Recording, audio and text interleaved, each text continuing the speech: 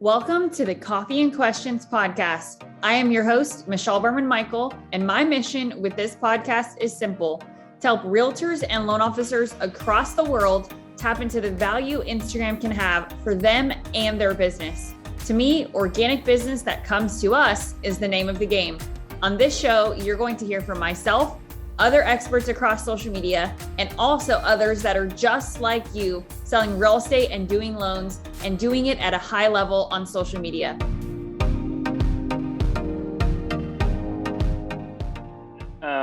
Facebook and Instagram are both essentially powered by the same thing. Meta drives both of those, right? Meta being the new parent company of Facebook and Instagram. The interesting thing is that the real difference between the two platforms, because they both kind of operate the same from an advertising standpoint, is really the audience. It's not necessarily that there's a ton of little bitty nuances that make this one better or that one better, because they literally both, are advertising campaigns that are ran from the same place using the same algorithms. There's just mildly different audiences. Marketing is messaging, and the number one rule of marketing is you've got to know who your customer is. You have to know where they are, where they hang out, what they like, what they don't like. And so if somebody is asking themselves, okay, is my audience or is my advertising campaigns going to perform better on Facebook or better on Instagram, your ideal customer is typically the answer to that question. If you know without question that your ideal customer spends little to no time on Facebook and you are going to go all in on Instagram, well, then typically the answer to the question is yes, your Instagram ads will likely perform better if you're paying attention to who the type of lead or the type of customer that's coming in from that source is. You may still get leads from Facebook, but they may not be your ideal type of customer. And that's a really, really important question to answer for yourself before you ever spend a single dollar on advertising. It doesn't really matter what the source is. They're both incredible platforms. We've ran ads on both platforms for the last near decade and gotten results on both platforms that are very comparable. Typically, the answer to the question that you've asked is, who is your ideal customer? If you know who that is, you know where to go run ads. Instagram may not be the place because maybe your clients hang out on Snapchat or LinkedIn, or they're spending most of their day on YouTube, or they don't spend any time on social media whatsoever. They're at the country club golfing. I don't know, but this is a question that you must answer for yourself before you ever spend a dollar in advertising, because your ideal customer is typically the answer to the question that you're asking there. Yeah, such a good answer. And I think that piggybacks off of, or helps me piggyback into what I want to keep going with this. And one of the things that I've experienced, right, is with Instagram ads, a lot of the people that are seeing my ads are my ideal client, which are other agents, right, or other loan officers who might be interested in doing Instagram better. That's what we're talking about here. But if you can, talk to the real estate agent who is saying, well, I want more people to find me on Instagram. I want more people to know that I exist on Instagram. Where should I go? Right? Because I did a webinar the other day and I had a gentleman ask, he says, over the last year, I've gotten 3,600 leads off of Facebook. That's turned into over $100,000 in gross commission earned. Why would I do Instagram if Facebook is working so well for me? So that may be a twofold question. But my response to him, and I'd love to hear your response, but my response was, if you got 3,600 leads and 100,000 in gross commission, to me, that number seems real small for that number of leads. So if you look at Instagram, if I were, and this is exactly what I said to him, if I got 3,600 new followers that were all real estate agents and loan officers directly off of an Instagram ad to my account, I guarantee you I would make more than $100,000 off that. And that was my take on it. And I said to him, the conversion seems better to me as an Instagram user, more heavily than Facebook. But I think that still is a twofold question, right? So what would you say to that gentleman, for example, and then also the first half of that? I think it's a great perspective, right? When you're talking about, I've gotten 3,600 leads, I've done over 6 figures in business.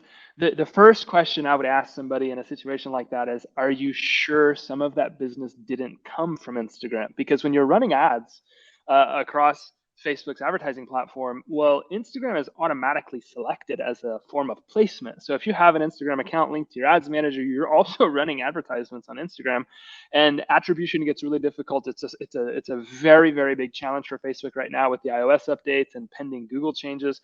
And so typically the question is, are you sure some of that business didn't also come from Instagram? The conversion on Facebook leads has been notoriously low because you're getting a lot of opportunity. You're getting what we've seen is 1 to 3% of the leads that you generate from Facebook are ready to convert month one. That means that 97 to 99% of the leads that you generate from Facebook won't be ready for 3 months, 6 months, 9 months, 12 months. And so it is in most cases a longer term play when you're generating leads from Facebook. That can be true for Instagram too.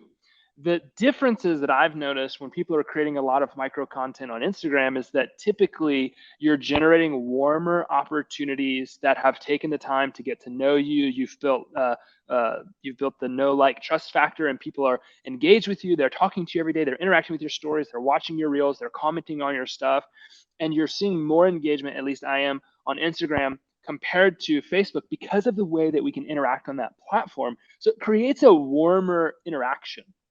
Now, whether you're generating leads on Facebook or you're generating leads on Instagram, because I would argue that a lot of people are generating leads on both, your ability to create content, to create connection, to build relationship with those people will be determined by your ability to create what you do, Michelle, which is micro content, which is the content that gets put out there every single day, really, really, really consistently. Because the leads that come into your business, they're immediately trying to connect with you, whether it is by you creating an experience for them to connect through forms of remarketing and retargeting, which is a lot of what we do, or it is them just going out there saying, oh, okay, I'm going to go check out Michelle. No Google, Instagram's weak, like no YouTube. Like, people are searching out real estate agents in a big way. The average lead is shared amongst 9 other real estate professionals. So if you're not building a relationship with somebody through content, we can look at our analytics and see that